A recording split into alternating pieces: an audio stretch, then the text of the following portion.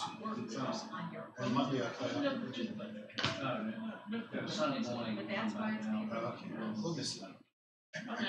We got a couple of close old friends who retired up there. the same time, you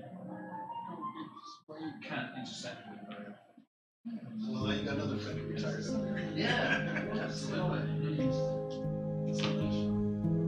Are you like reading the center for Well, you know, it's a and not, you know, it's not once always you the left Nebraska, case. I realized That's I'm why really I sitting have for so so much respect. So it's my faith not to really live this.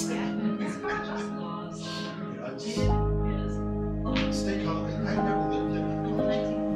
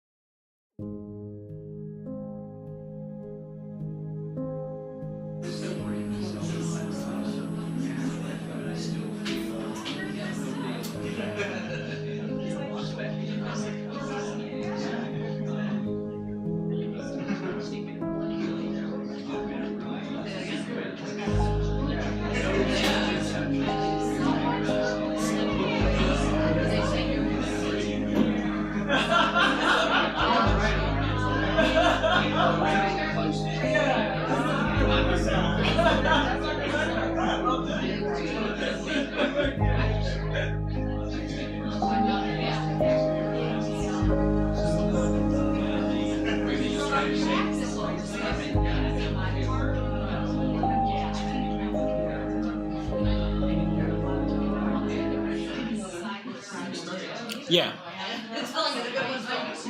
Do you need a minute or are you good? You good? Okay. All right.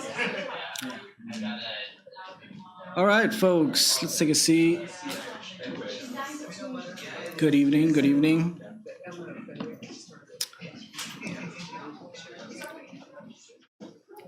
Hello, everyone. My name is Ivan Salinas. I'm the programs manager here at Beyond Baroque. Welcome to the Wanda Coleman Theater. For those of you who are new to the space, Beyond Baroque is a place dedicated to the possibilities of language. We are a nonprofit organization established in 1968 here in Venice, California. We recognize that we are on unceded territory. We stand in solidarity with indigenous Tongva peoples who have endured colonialism and displacement, and we stand against genocide and are committed to provide a space for indigenous artists and communities as they are the original stewards of this land. This historic landmark building in which we stand first functioned as Venice City Hall for 70 years, but it has been a home for writers and artists of all backgrounds since 1978, when Beyond Baroque poets and artists took over and turned it into the international, interdisciplinary art space it is today. We are kicking off our full programming for 2024 tonight, and I invite everyone, both in person and virtually, for anybody who is watching on YouTube, to visit our website or sign up to our newsletter to stay connected with us and see the variety of programming, workshops, both on poetry and fiction, and art exhibitions happening for the next few months. Currently on view in the gallery, we have Cutout. It is a group exhibition of collage artists curated by Jody Zellen. And for the programs that we have coming up here in the theater, one special program that I'd like to highlight is our special series that we like to call the New Series. For this, we commission new original works by authors to be debuted exclusively here at Beyond Baroque, and we then support their publication. The first installment is happening this Saturday on September 14th, and we are featuring authors Kaiming Chang, Fresno Poet Laureate Joseph Rios, and publisher and fiction writer Michelle T. And I'll share with you that for November, in our last edition, we will have Patricia Smith joining us for that program, and also Harmony Holiday. So we hope to see you at any of these installments, and you can see the full slate of programs that we have on our calendar online. Lastly, you're also welcome to become a Beyond Baroque member if you want to support our mission in supporting authors and the literary community as a whole. Our memberships give you perks to discounted prices on books, merch, paid events, and a few more things. November 2nd, you might be seeing this card around. Let me turn around. But it's announcing our Beyond Gala, which is happening on November 2nd at Playa Studios. So if you want to support, become a donor to Beyond Baroque, please let us know after the reading and spread the word about the event. We are honoring legends of the literary sphere, including Sesha Foster and Ashaki Jackson. But we're also going to have a very special performance and also honoring Exene Cervenka and John Doe of the band X, who, if some of you may be familiar with this history, but they met here at Beyond Baroque as part of the workshops that happened here in the space, and then went on to become rock stars, punk stars that are legends and are under final tour as we speak. So it is very special that they will be joining us that evening. And now for tonight's program, please support the authors. We have their books available right across the hall in person. But if you are joining us online, we have bookshop.org where you can support Beyond Baroque and purchase any of the books of the authors tonight, but of course, the great Tyrone Williams. I'm going to turn it over to our MC, an organizer of this great event, to say a few more words about the program and to introduce the rest of the amazing authors joining us, celebrating the works of Tyrone Williams. Lauri Scheyer is Xiaoxiang Distinguished Professor and Director of the British and American Poetry Research Center at Hunan Normal University in China. Her books include A History of African American Poetry, Slave Songs, and the Birth of African American Poetry, and the Heritage Series of African American Poetry.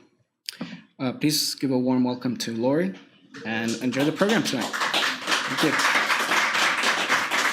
Thank you so much. And thank you so much to Yvonne and to everybody from Beyond Baroque for hosting this event and making us feel welcome and honoring a dear and cherished colleague who left us far too early. This event celebrates Tyrone Williams and his legacy as a major poet in the contemporary American literary landscape, as well as a beloved mentor to students, poets, and colleagues. Tyrone was David Gray Chair of Poetry and Letters at the University of Buffalo at the time of his passing from cancer on March 11th, 2024, at age 70. As described by his Buffalo colleagues, Professor Williams is widely regarded as one of the leading American poets of the late 20th and early 21st centuries. Embodying a rare combination of extraordinary brilliance and generosity, he is beloved and admired by his contemporaries. Born in Detroit, Tyrone earned his BA, MA, and Ph.D. degrees in English from Wayne State University. Before assuming the Gray Chair at Buffalo, he was a longtime faculty member and former department chair at Xavier University. His full-length poetry collections, many of which are for sale in the bookstore, include CC, On Spec, As Is, Adventures of Pi, The Hero Project of the Century, and Stilettos in a Rifle Range, in addition to a number of chapbooks and many brilliant essays and reviews. He has received many honors and awards, including the Stephen Henderson Award for Outstanding Achievement in Literature and Poetry from the African American Literature and Culture Society. There have been a number of events throughout the United States to mourn and honor Tyrone Williams, including an event taking place simultaneously at Poets House in New York, which we salute across the country. Our event is designed very much as a celebration of Tyrone Williams, the poet, and the distinguished and lasting legacy in verse that he's left behind, and which we believe will be increasingly recognized as a major contribution to the contemporary canon. Each of tonight's speakers has selected poems to read with a few comments on why they have chosen those poems to highlight. He was an extraordinarily prolific, if characteristically modest, poet. In our choices of poems to read, we've aimed to offer you a deep and rich overview of the variety and uniqueness of his work, which spans several decades, and offer a few reflections on the importance of his poetry to us. And now I'll introduce the speakers. Will Alexander is a poet, essayist, playwright, aphorist, novelist, short fiction writer, and visual artist who has written over 40 books in the above-mentioned genres. He is poet in residence at Beyond Baroque. Ellen Golding is Emeritus Professor of English and former director of the renowned annual Literature and Culture since 1900 conference held at the University of Louisville. He is the author of From Outlaw to Classic, Canons in American Poetry, which won a Choice Best Academic Book Award, and Writing into the Future, New American Poetries from the Dial to the Digital. Jeanne Heuving was the 2021-2022 Judith E. Wilson Fellow in Poetry at Cambridge University. Her recent books include Mood Indigo, Brilliant Corners, and Indigo Angel, a co-edited book with Tyrone Williams, Inciting Poetics, Thinking and Writing Poetry, and an edited volume called Nathaniel Mackey, Destination Out, Essays on His Work. Aldon Lynn Nielsen is the George and Barbara Kelly Professor Emeritus at the Pennsylvania State University. He was the first winner of the Larry Neal Award for Poetry. His most recent books are Tray, You Didn't Hear This From Me, Back Pages, Selected Poems, Sufferhead, Spinecone, and the Inside Songs of Amiri Baraka. Aldon and I are also co-editors of a 2-volume set of innovative African-American poetry from World War II to the present called Every Goodbye Ain't Gone and What I Say, which features poetry, among others, by Will Alexander and Tyrone Williams. So now we're going to begin with Aldon, who will be supported by a few friends reading poetry as he performs. Then we will move forward in alphabetical order. Will, Alan, Jean, and I'll close. Thank you very much for being here. Oh, I'm thrilled. I did not notice that Harmony had come in. Thank you. Yes, of course. Thank you so much. I'm ecstatic. I have it, of course. Harmony Holiday earned a BA in rhetoric at the University of California, Berkeley, and an MFA at Columbia University. She is the author of Negro League Baseball, winner of the Fence Books Motherwell Prize, Go Find Your Father / A Famous Blues, which features poetry, letters, and essays, and Hollywood Forever, which she is turning into an Afro ballet. She is also working on a biography of Abby Lincoln. I apologize that I did not see you in these gorgeous bright lights, and thank you so much for being here.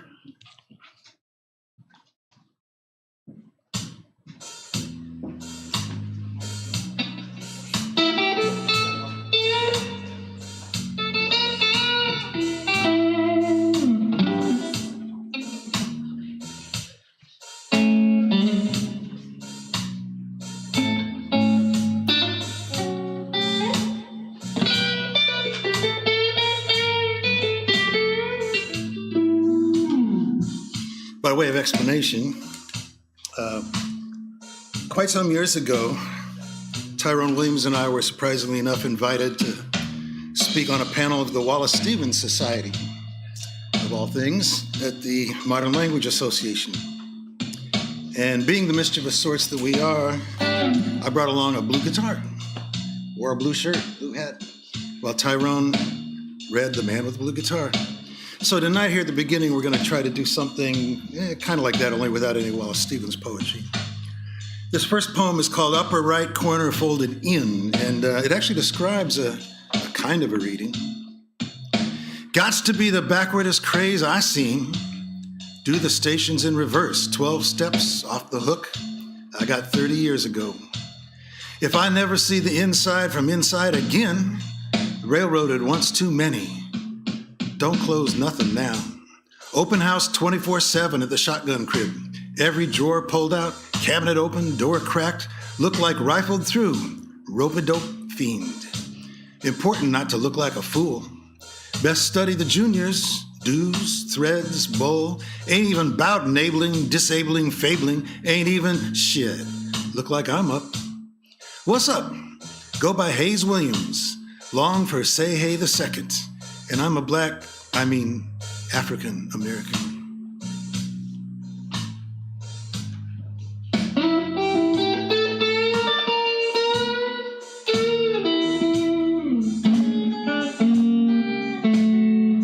Please welcome Alan Golden.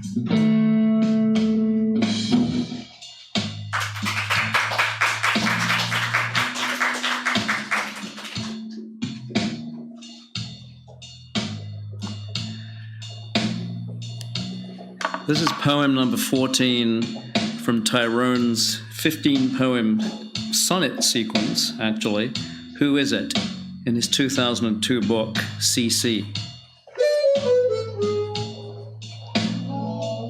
One had a pluribus, Nation of Islam, Republic of New Africa, NAACP, Congressional Black Caucus, Talented Tenths, Capita, subject to the lower cases. The great burnings, uprisings, rebellions, disturbances, subjected to D. Moore v. Dempsey, Plessy v. Ferguson, Brown v. Board of Education, Shaw v. Reno. The new world, if misery had a voice, would be a rifle cocking. What is tomorrow that it cannot come today? Call it a black man's ghost, which they regard as a social disgrace. To write a blues song is to regiment riots, rememory love's austere and lonely offices.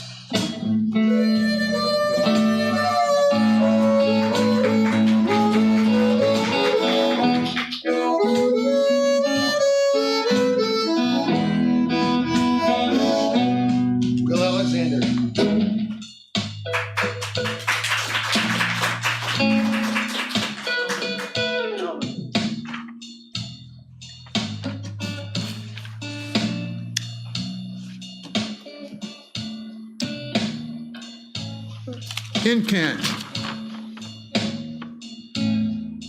I'll make my stanza. Studio with a rue. Straight as a line, dragged through mud, forged from letters E, G, A, B, C, and K, C, F. Of the bus, of the book, bling, bling, blurred, blurred, imported, local, color, down the white sheeted driveway, arms out, wanna be wings. We almost thought we could fly. We thought we almost fly, cha-ching, so, however, too tight for the hood, both back, both mock heroics and villanelles. Call the toss or draw. We're back to square, deuce, a double-headed coin, verse to verse, win-win, lose-lose, the cut corner, stone, man cuts. I'll say one thing. Tyrone had a frictive code of beauty, a frictive code that he was unearthing parts of the African American Odyssey that has been long, forever hidden. We're still learning about it, and he was putting it into code that was just quite marvelous. And the villanelle is supposed to be 5 tercets followed by a quatrain. Not like that in the hood, but he knew about it.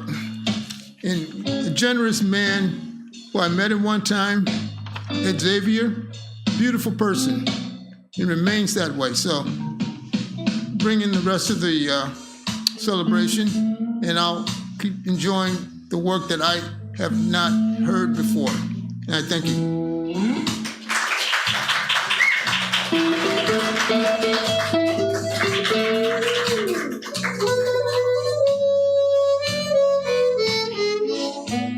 Jeanne.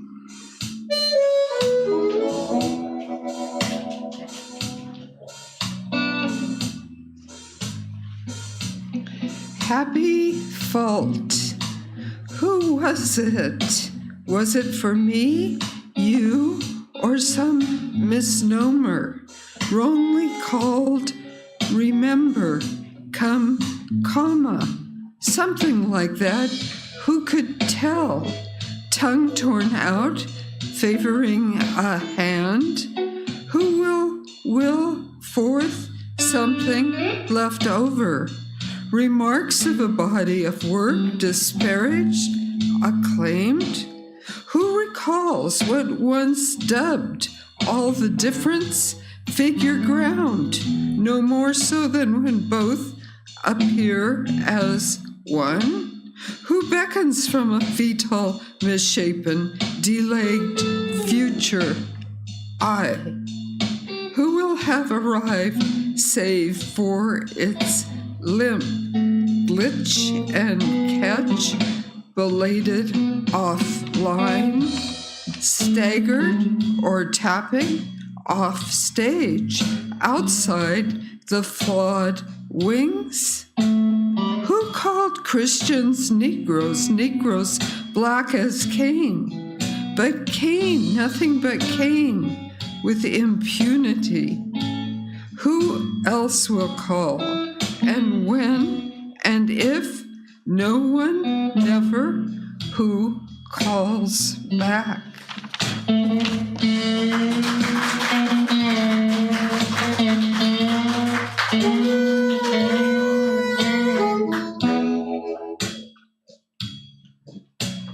Please welcome Harmony Holiday.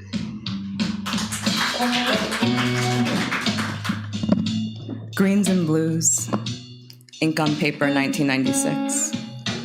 Papa loves him some Popeye olive, Ollie and Bluto too, and the reassurance of redundancies and angled can, tipped trumpet, bloated fist, a little vinegar, salt, and ham hocks just for taste. When Mama boiled them on the back eye, nearer to the stars, the unturned page, strangers to the left and right, a smile. Styrofoam and foil, the veil in effect, the real rot. A speckled briefcase yard, ornament, life on Mars at last in space, per se. But not for Papa, a brown dwarf, a little clown spiking the cosmic slop. Mama never gets to leave home. Without an American Express and the ANC, the hand dealt notwithstanding the sleight of hand deceiving and deceived by ventriloquism. The speaking hand of drawings, which circumvent medieval vows of silence, for nothing dead can lie. I was once so certain, but then my father placed his hand on my shadow's head, blessing the ground, which fell away. I was more and less. The hand around my ankle was the hand upon my head, condemning me to serve, which followed me what I followed his mysterious ways, tired but not sleepy. I did another line, the gospel according to Colin Ferguson. He fell asleep, woke up, the gun screaming in his hand, could barely hear himself think out loud, interrogate himself, a double, betrayed by the fifth column, the fourth estate, the third. He did not wake up with his hands over his mouth, as you did, yours a voice consigned to the 0-1 of stunned pupils, your body a shrunken head, an ape, a parrot, a single cell, programmed to do or to not do. You want to die as soon as possible, but the brain refuses surrender, holds hostage the certified body. Julio Tavalro, yourself is hell, and so too the world, the difference being the world begins with a small h. No Mr. Head holds your hand or palms your head as you walk amid the artifice of work and play, red and green Mars and Venus, ice and sun, a pact of silence. Between the scribbling hands of twins, passing notes back and forth between the bars.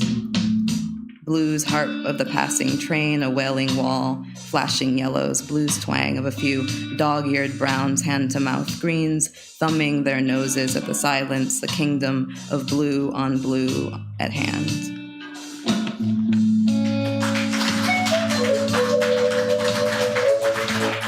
Thanks to all our readers.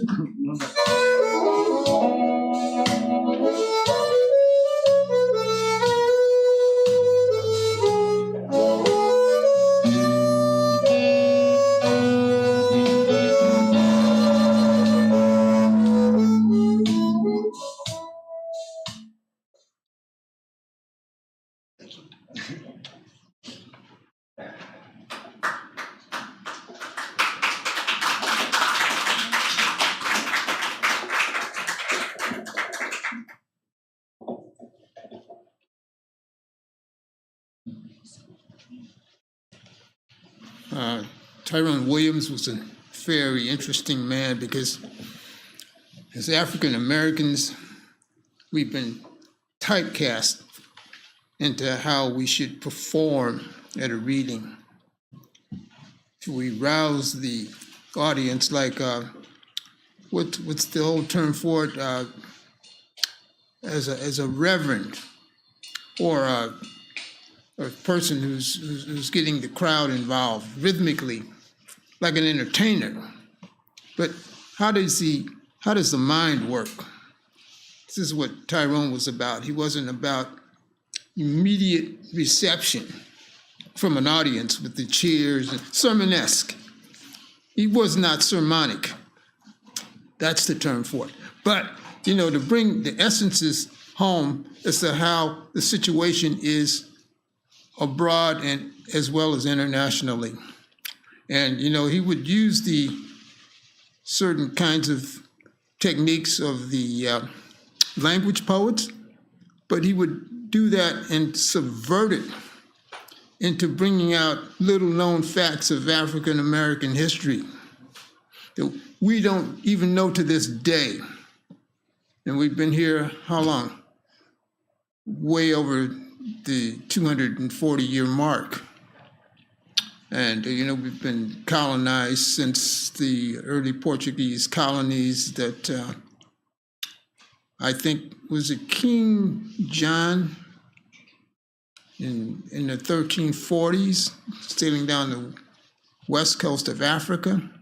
But this is an ongoing situation that Tyrone was understanding and was able to use his mark like a sigil. That's an occulted word for hiding the essence of the situation, but at the same time getting at the essence of the situation. So he was involved in knowing things about 19th, 18th century activity in the United States that I personally don't know about, but mythic piano players and unknown people like one of the early poets that lost his mind because he couldn't write I can't think of his name right now. And that's another thing. I can't think of his name. If I can't think of it, I know a lot of people don't know. But he was prior to Phyllis Wheatley, and he lost his life in absolute anguish. So there's an old book called Anti-Slavery that I don't even know if it's available right now, but it talks about all of the hidden areas of the African American understanding that we have been lost to over time and hidden away from. But Tyrone is the man to go to, and we should get into his critical writings, and I'm glad that we're celebrating his presence on this earth. And that's, at this point, I think I'll turn it over to others who will be able to come up and speak further.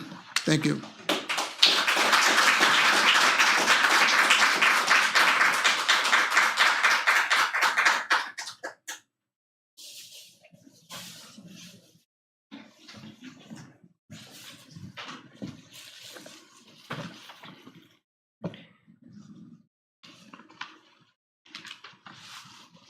This is very old school, and I guess professorial habits die hard.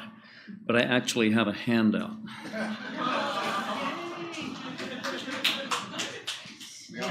Busy enough for everyone.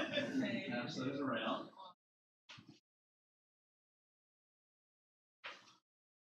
This is the text and the statement of poetics from Tyrone's mail art project, Trompe l'oeil, which is one of the texts of his that I want to talk about in the time that I have available. I think I speak here as the only non-poet critic in the group, the only kangaroo among the beauty, as Emily Dickinson said. I want to offer a quick overview of Tyrone's career from early to middle to relatively late work to try and capture via a few close readings, some of the richness, historical and racial awareness, high-speed wit, and formal range in the work, cerebral and visceral all at once, of a brilliant, beloved, and remarkably prolific poet and friend. To do so, I've collaged together some fragments of my own unpublished writing on Tyrone.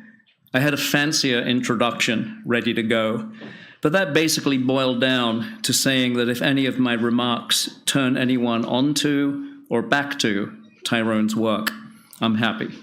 So here goes. Part 1, early. A few years ago, I undertook some work on the use of footnotes in recent and contemporary experimental US poetry. One basic part of that argument. Among their many possible functions, poetic footnotes can provide a means to foreground the materiality of the text, especially its visual qualities, and certainly its writtenness. Such formal explorations compel us most when they have some thematic force and point, of course. And for excellent examples of footnote poems that do so, I'd turn to Tyrone's book CC 2002, Krupskaya. Since the title, the pre-digital acronym for carbon copy, and now electronically for closed copy, since the title calls up the idea of the supplement or the secondary, it's certainly appropriate that the book should include Cold Calls, a sequence made out of footnotes. Cold Calls is a serial poem comprised of 15 numbered prose poem footnotes ranging in length from a fake email address to 8 lines, and with its own meta supplement of 15 endnotes that provide sources for the quotations in the footnotes. And just to show you what it looks like on the page, this visual layout is something that I'm going to return to in a minute. These footnote poems focus crucially, though not exclusively, on racial themes. I have time for 2 examples. Here's poem or footnote number 1. The spatial temporal lacuna ensures the possibility of temporary disruption or permanent abortion of service, ensures only the probability of successful enunciation, its own passing over. C.F. Paul Laurence Dunbar as an example of such disruption, failure, breakdown. My voice falls dead a foot from mine old lips, and but its ghost doth reach that vessel passing. That poem foregrounds the breakdown of voice in a Dunbar poem, closing on a repetition of the word passing, taken out of the Dunbar context, an obviously charged term for a black poet, and one that calls up more than textual ratios of whiteness and blackness. And again, I refer you to the black and the white page layout, very self-conscious in this sequence, I think. Poem or footnote number 7. From someone who, no longer there, abandoned headset swinging back and forth, fruit laced with strange, charm top and bottom, not vocabularized but ventriloquized, in an upright glass coffin, rhyming with the rough-hewn tribute in wood to an anonymous African-American writer, not divinity alive in stone, aka William Tecumseh Sherman at 5th Avenue and 60th Street in Birmingham, Alabama, an anti-Trojan, virus astride. The fruit laced with strange of this poem recalls, obviously, Billie Holiday's Strange Fruit, and the allusion to a song about lynching asks us to read the poem's image of the abandoned headset swinging back and forth in the tradition of lynching poems. The racial divide is further imaged here by the contrast between a wooden memorial to an anonymous African-American writer and a gilded stone memorial to General Sherman. Textual secondariness in the sequence becomes a way to suggest the historical racial secondariness of African Americans in American society, with blackness present, rendered graphically, not just thematically, present as material text, as footnote to a whiteness that is both empty and dominates the page. We can articulate a clear connection then among the footnote form, material textuality, and racial politics. Part 2, middle, hermeneutics. I should say that this little section has its origins in a poem talk that I did with Lily Applebaum and Herman Beavers and Al Philrace on a couple of Tyrone's poems, one of which I'm going to read here. And I thought of hermeneutics as a perfect term for thinking about a lot of Tyrone's procedures. Subsequently, I realized that Craig Dworkin had actually said that in his blurb on the book. So all of a sudden, my brilliant insight became secondary and derivative, but it's still a useful term.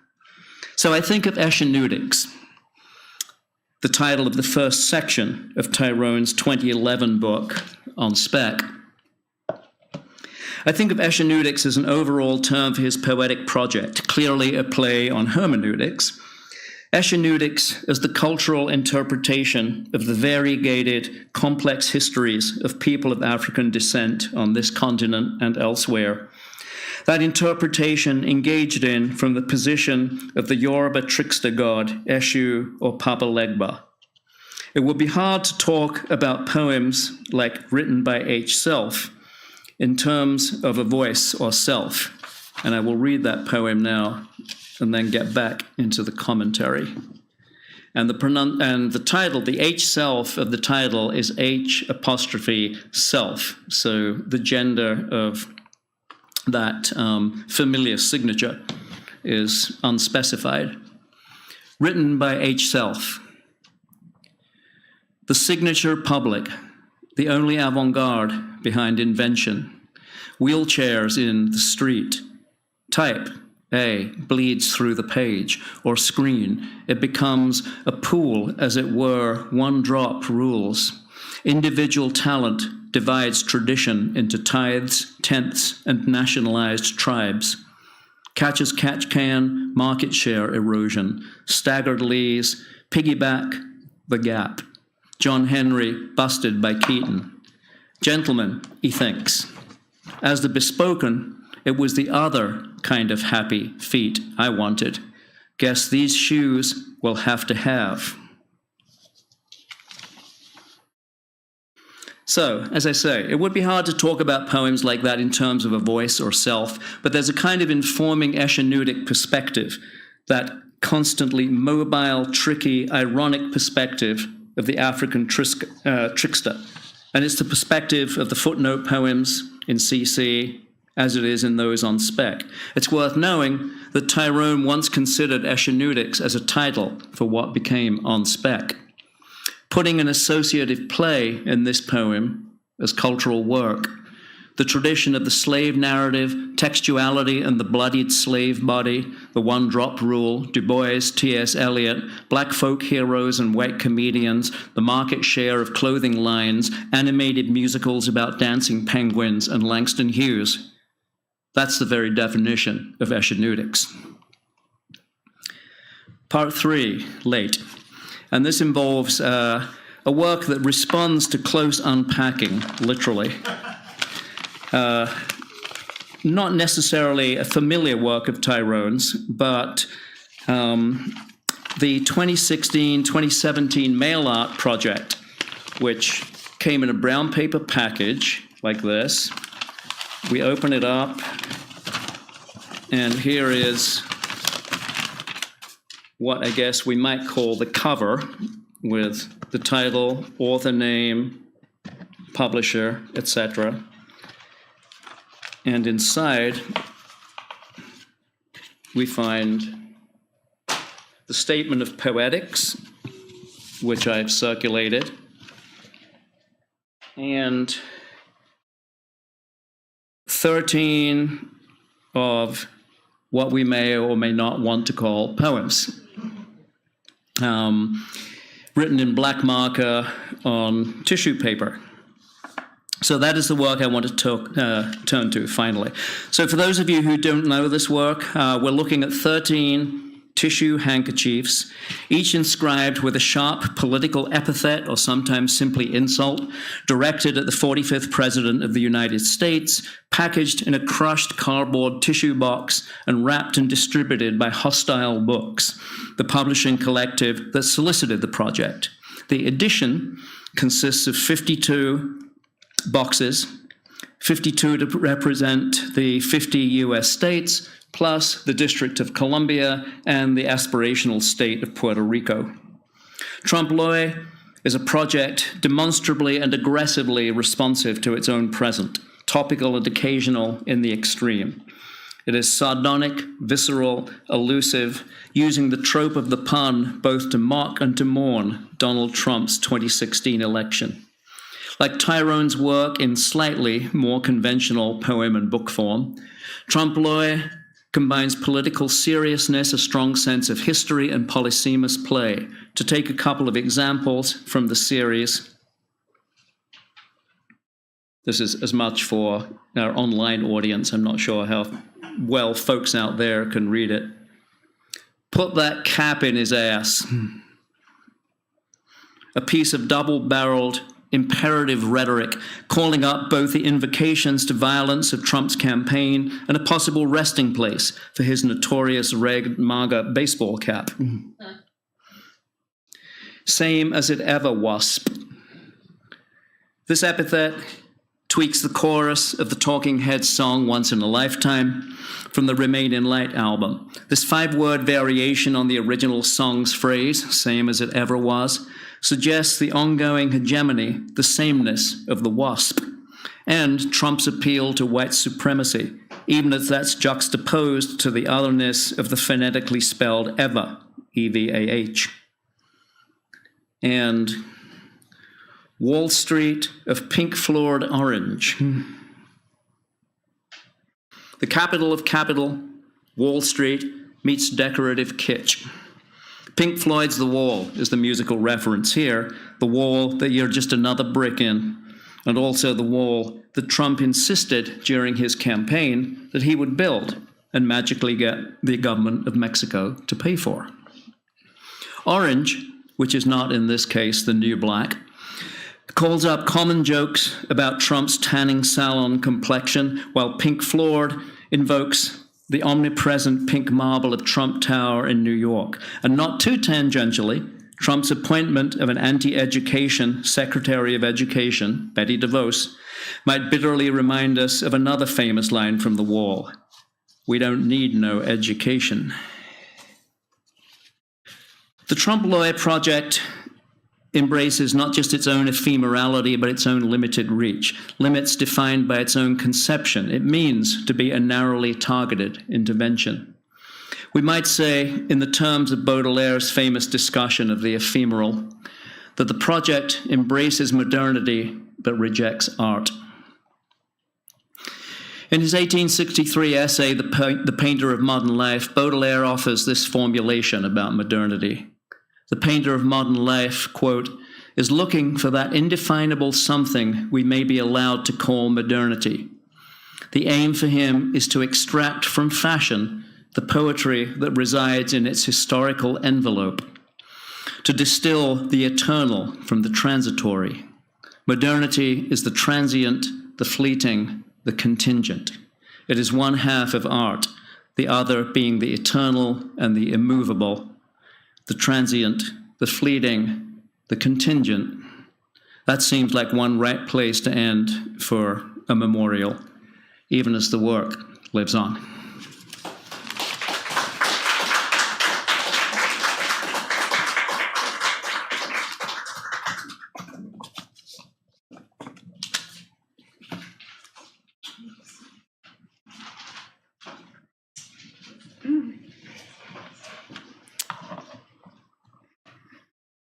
Okay, many thanks to Lauri for gathering us, and to Beyond Baroque, to Yvonne, and everyone who's here.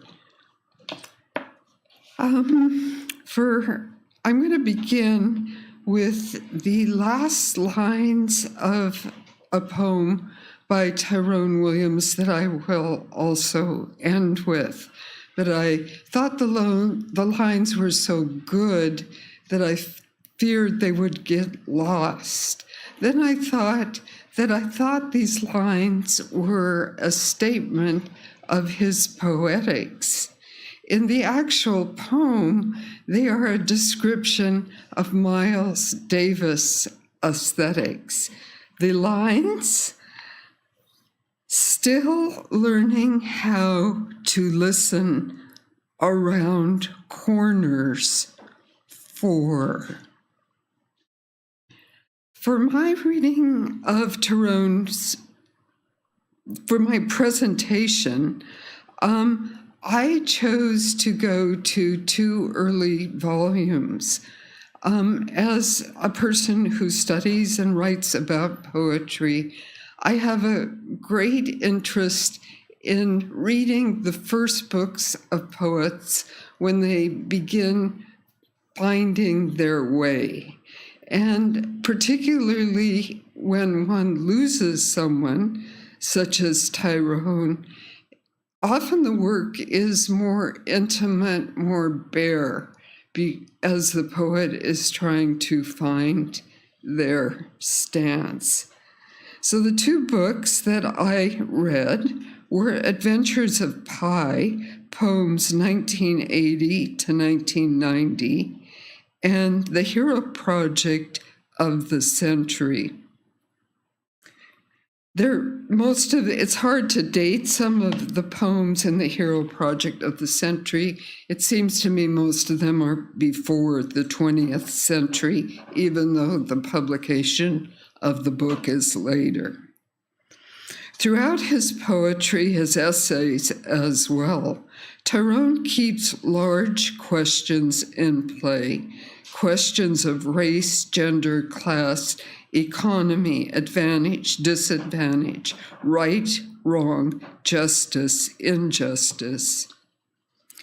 In his early poetry and the Adventures of Pi, these questions often articulate themselves through oppositions and then break them down, while in the later poetry, these are deflected into a myriad of languages. From Adventures of Pi, I have selected 2 poems on facing pages that create a fearful symmetry, to borrow from William Blake's poem, The Tiger. And more about the tiger and Tyrone later. The 2 poems on facing pages, the first poem I imagine came out of Tyrone's thinking about entering life as a writer, but also entering life as a writer in the academy. The title of the poem is A Black Man Who Wants to Be a White Woman. Doubts of a bride-to-be, a black man about to marry a career, a black man about to become a glorified housewife, secretary, taxi driver, cashier, accountant, stockbroker, etc. I understand the prenuptial agreement. a Black man who wants to be a white woman. Thoughts of a bride-to-be as a white woman who will write well, as a white woman who will win a place in my mistress' eyes are nothing new under the sun that burns the cursed brow. I understand the vehicles of these tenors, a Black man who wants to be a white woman. Thoughts of a bride-to-be who wants to be a white woman, who wants to write well, a typewriter with PC ambitions, a writer type that wants it all spelled out, a stereotype writer that wants to bang against the margins. I understand the warranty. A white woman who will turn back into a Black man.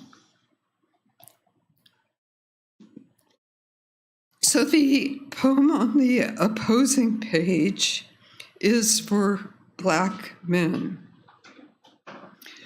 For Black men who are quick to draw fire, Black men drawn to fire, Black men who draw their own conclusions, Black men who are drawn conclusions, raptured by lightness who fall too high, for Black men who refuse to get by, but get by killing one another, who refuse to live just to live, to see old age, for Black men who are special enough to be lucky enough to negotiate the rock and rock the two-party, two-timing, two-phase system of citing Black men, for Black men who toss themselves to sleep, to dream, to strangle non-Black men, for estranged Black men who refuse to come home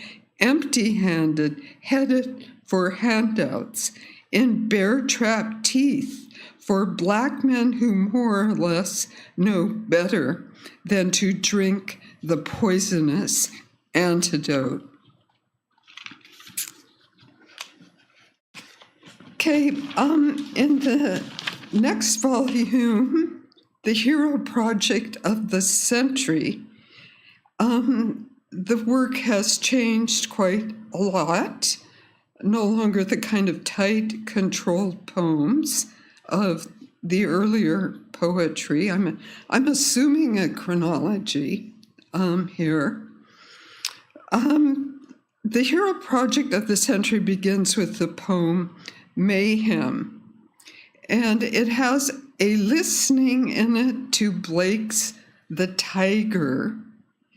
Tyrone often engages with lines of previous, often renowned poetry, torquing it differently.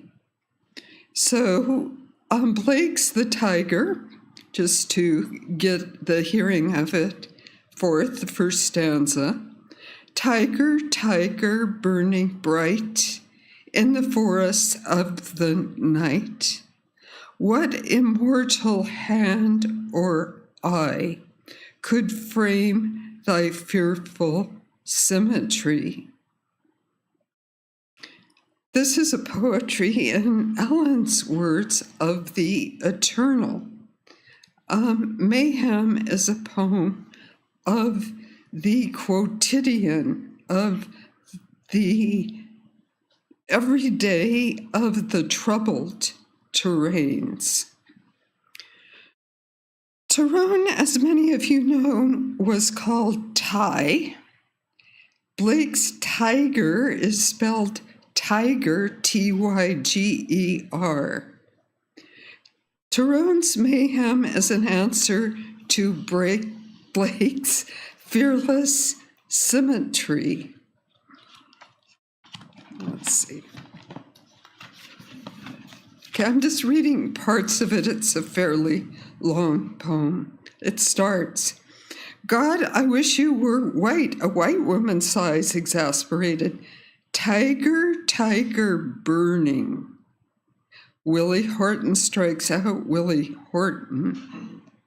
Blessed by snow fights, blinded by snow, the first snowbirds in Boca Grande drive golf balls through the Banyan Dams, tiger in the tiger pit. Tyrone Williams, 29, John Hancock's A New Lease, apartment 307. Next door, a motel laid out like the Lorraine Motel, rooms 306 to 307, where his Last Supper lives as stage props set to a gospel soundtrack. Mahalia, not Jesse Jackson. Suspect Tyrone Williams, 25, charged with the first-degree murder of a Winton Place man. Tyrone Williams, 41, arrested for throwing a Fairmount woman out of her window, killing her in what authorities are calling a domestic dispute. Meanwhile means a good rap sheet, the elect, and there but for the grace of God, shoulder to shoulder in lineups where a mirror masks the white, blue-eyed crocodiles burrowed under sand traps or sunning by waterfalls. Okay. The project hero of the century is in most ways an anti-hero project. Yet there is a poem from Miles Davis, How Like an Angel, written likely shortly after his death in 1991, that is a poem to the whole man and his playing as inseparable. Okay. So I am going to just read the first part of this and end with the following lines. It's a really interesting poem, but a very long poem. Part 1, blow, blowing, winging, winged by blow, was all you ever and ever wanted, that and a horse to ride, until you woke up to find yourself back in E, slow-mo, a horse strapped to your back, hooves cracking ribs, hard to blow out an eve, much less the bitches that kept you hard, greedily eating the ribbed back of your hand, laying out cold cash for to blow and how like an angel.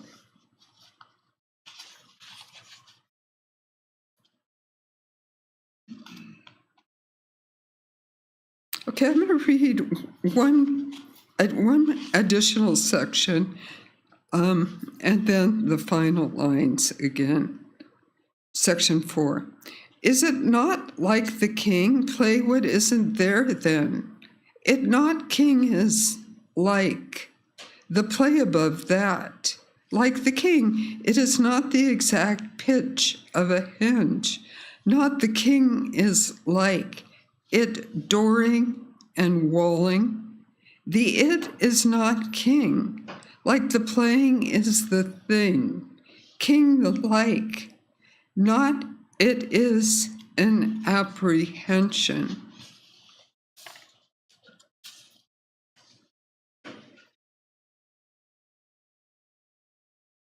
So the poem ends with, for all the parts you would never find us, still learning how to listen around corners for. Thank you.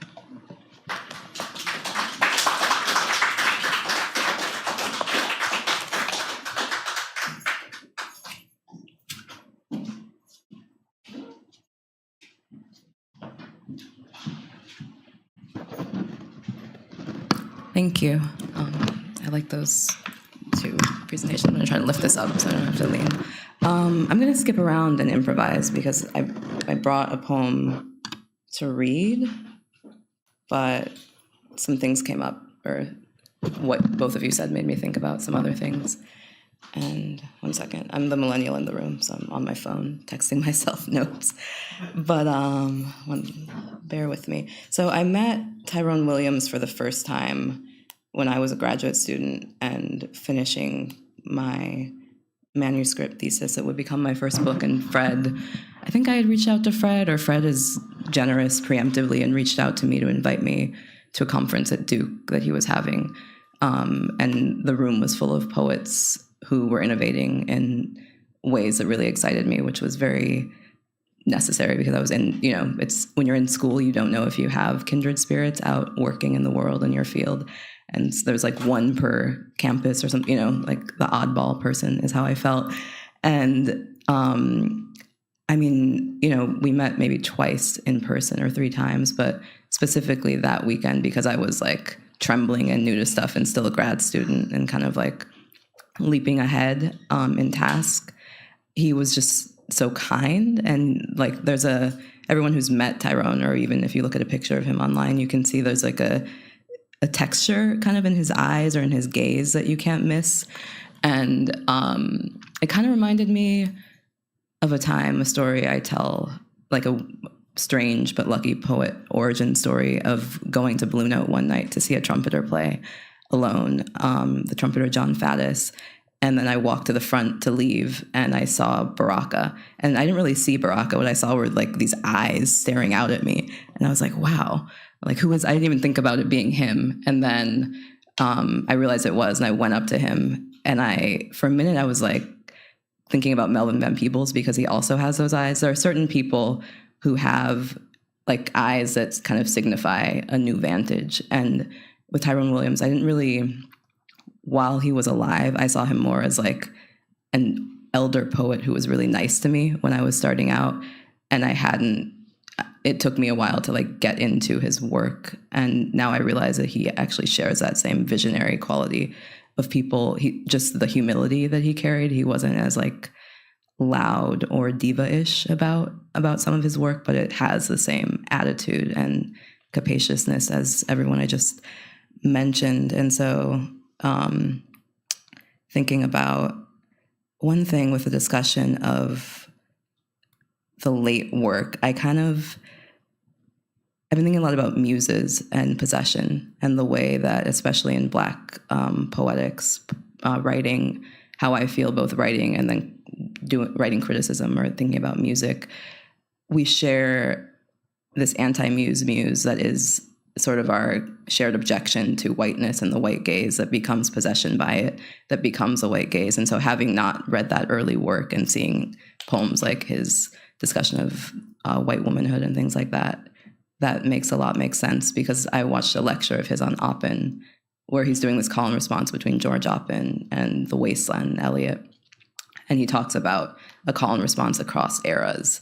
And it seems like what we're left with in some of that late work is like, for me, how do we get out of that oppositional mode for long enough to get back to a private life, which is something I think about a lot, how we're sort of invaded by even Black cultural muses like Miles Davis, which maybe every poet has written about or while listening to every Black poet. And also white poet, all poets maybe encounter Miles Davis. But anyways, rambling on, that made me think about that and muses. And I'm going to play a couple of things now.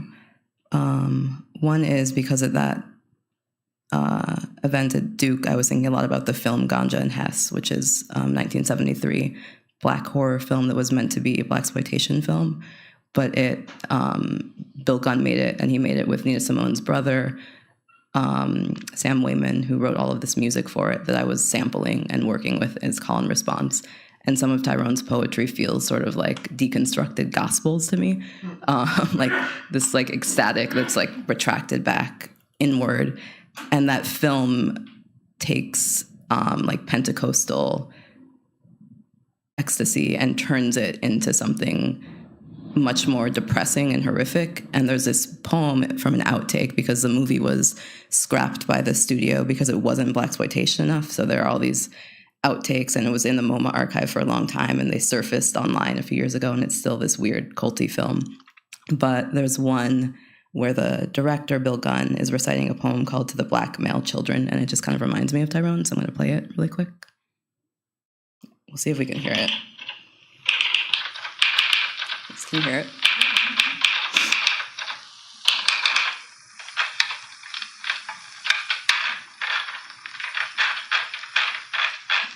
Very theatrical.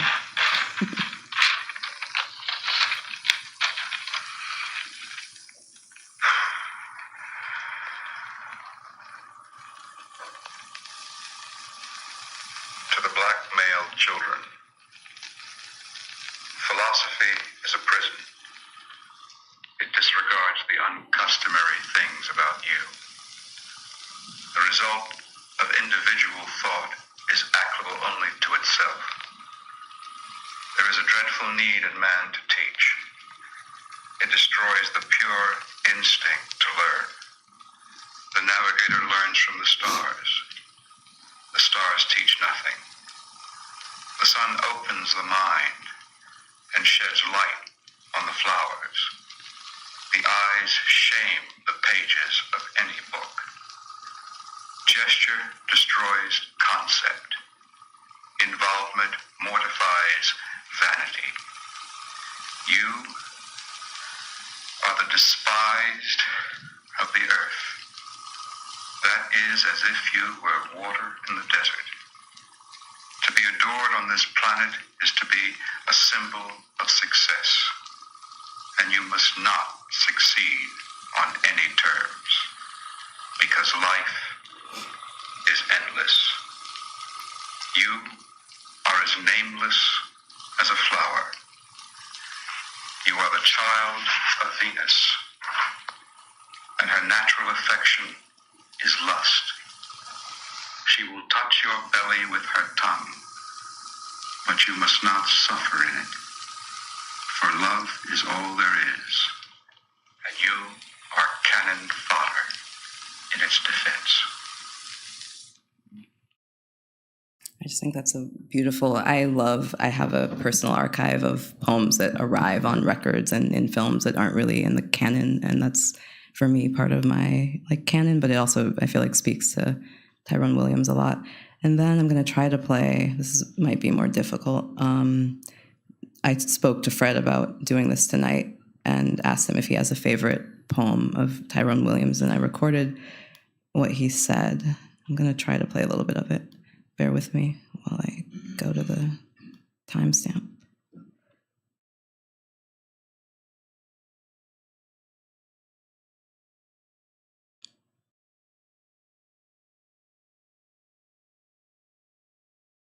Let's see.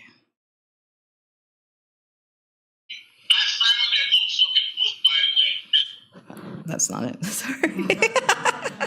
Hold on. See if I can do this without.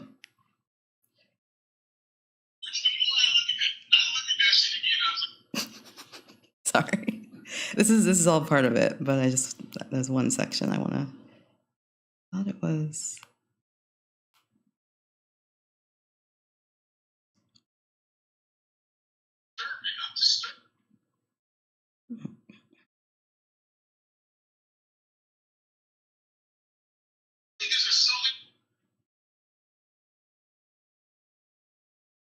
Albums. Yeah, I don't know if I'm going to be able to find it, but he said something really beautiful about Tyrone that I wanted to try to play.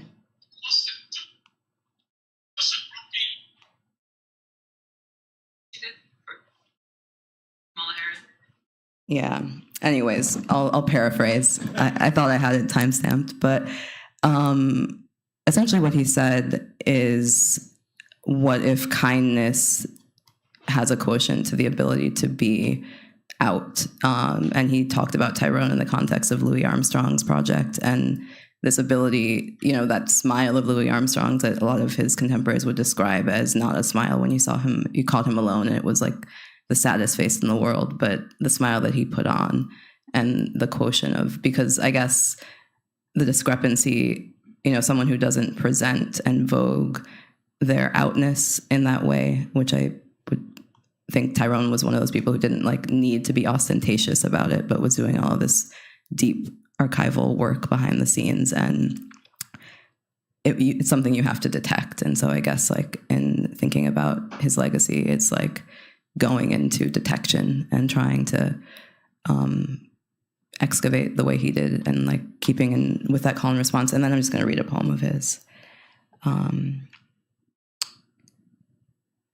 called Early Buildings and Settlers. And this I feel is echoing, kind of inheriting, Gwendolyn Brooks meets Harriet Mullen meets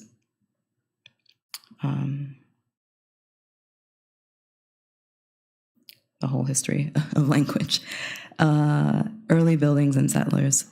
Tongue torts tongue, coin tosses, table awry, tells tales, good, tainted, christens territory, tracks, codifies, crux talks, corn, anoints themselves, chosen germs, trade and triage, transpose, apposition, civilized tribes alienated, armistice, treason against gospel.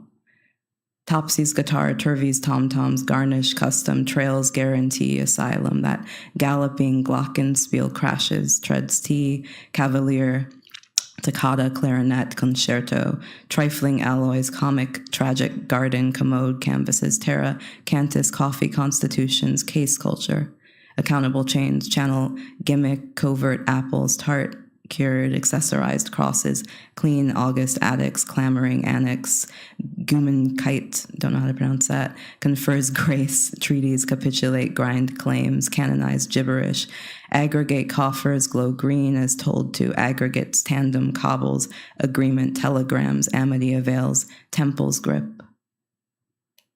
Affable cognates, threaten austere coherence, canny alarms, clip advances, axiomatic conditions, guard apertures, agog, telluric agents, adrift, caught, abyss, attic, apogee, altar, arcane groves, acute, graves, tremble, anarchy, goads, catalogs, allows grins, askew, accompanies gift, gorged, graft, theatrical trigger, galvanizing tepid cants, gendered trill, acerbic, garrisons, tender gold, glee clubs, trump, Greek choruses, Chippewa, gobbledygook, countersigns, America, gambit, aplomb, gawk, garbled, annotated thespians, gouge acts, chronicle growth, allot agency, gentry, antidote, garrulous, gametes, gate, tents, genealogy groups, castaways, gyrates, gauche, anathemas, genesis, glitch, godforsaken.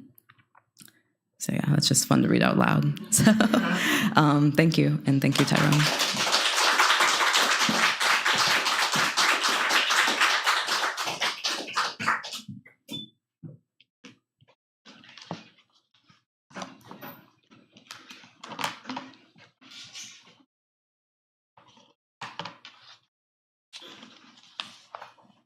Finally, I'll end by sharing a few poems that I've selected to read from Tyrone's last poetry book published during his lifetime, Stilettos in a Rifle Range.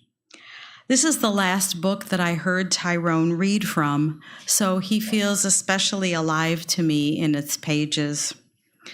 When I think of some of the main features of Tyrone's poetry, I think of a kind of musing speculation on geography. Where are we? Where are we traveling? Where do we belong? Where do we call home? It's a topic he and I discussed a lot.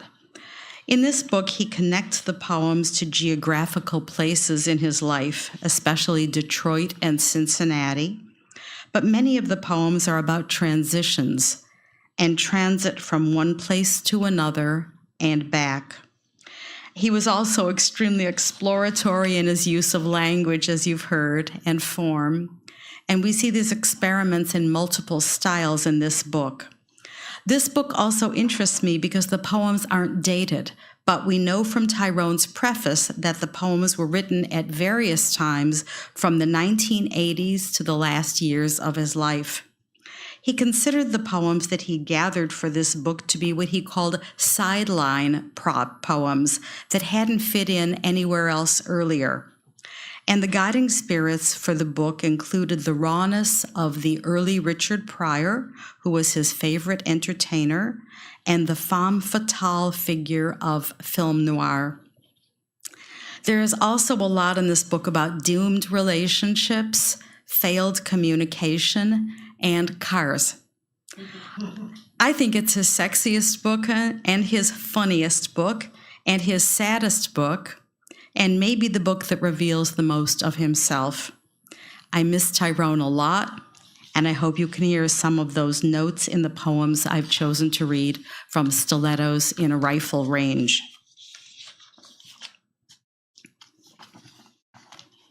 Mama's Boy. At least once a month, a man boards a bus bound for the Motor City.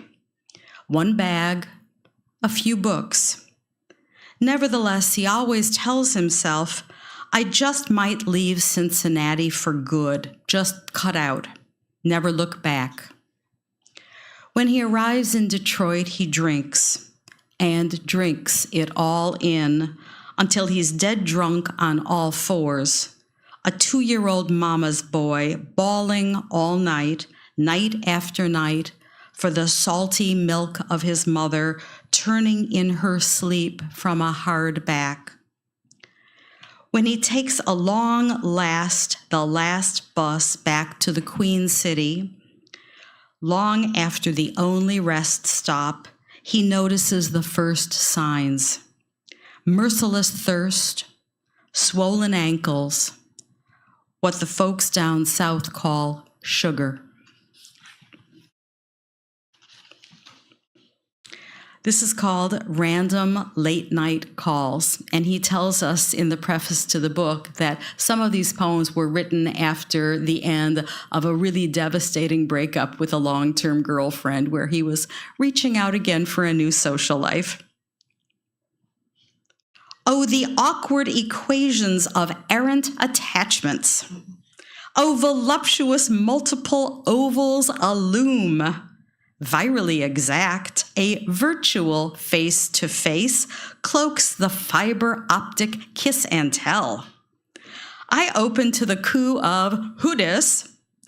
Dear stranger, how are you this evening? Yes, the chickens wobble or plummet coopward. Yes, I know only we can read the bones. See, she ripples the veil of never was. Off-screen, the chorus giggles itself to shush. She prattles on about. I want to do that, and especially that to her. If one of her girlfriends can babysit, if I can get to the 24/7 drugstore, if we can hit a Denny's later, soon, in which key is the whisper? We drone like radios tuned to the bottom of the dial. The margin is just another toolbox.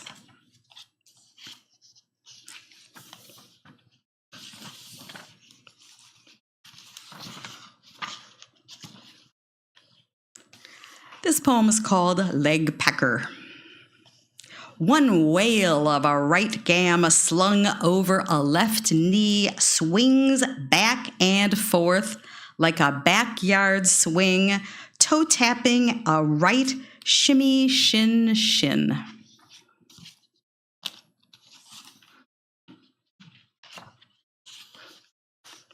Don't lean on the horn. Slow down, you're not Cary Grant. Slow down, the food's not going anywhere. Wait, go back a few channels. Slow down, do you have to tailgate? Slow down, do you have to walk ahead of me? Wait, slow down, you just ran over a bunch of roses. What do you mean you already came? Go, hurry up, get the hell out.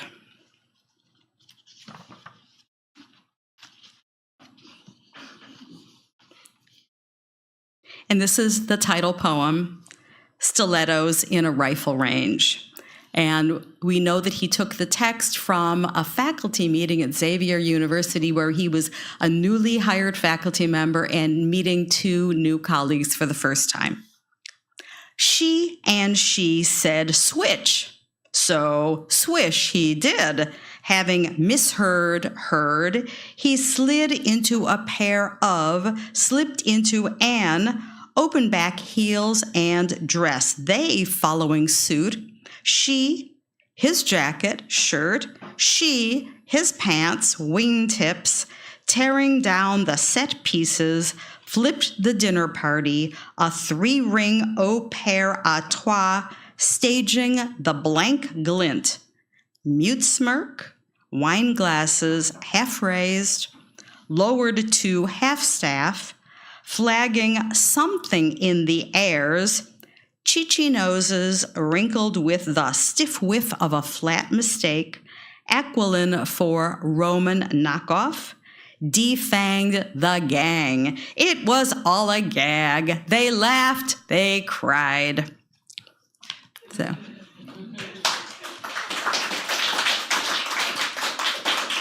So I want to thank you all so much for coming. Aldon, Harmony, Jeanne, Alan, Jeanne. Did I get everybody?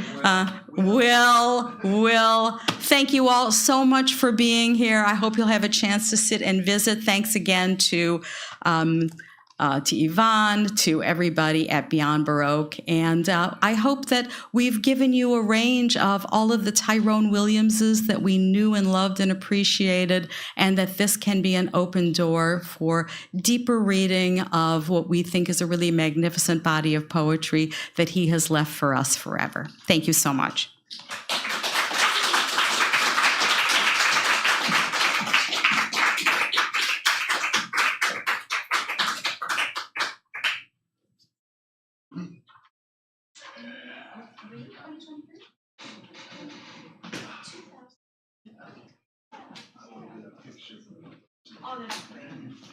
I brought this fancy camera, forgot to take it out. Yeah, it's very like different ones.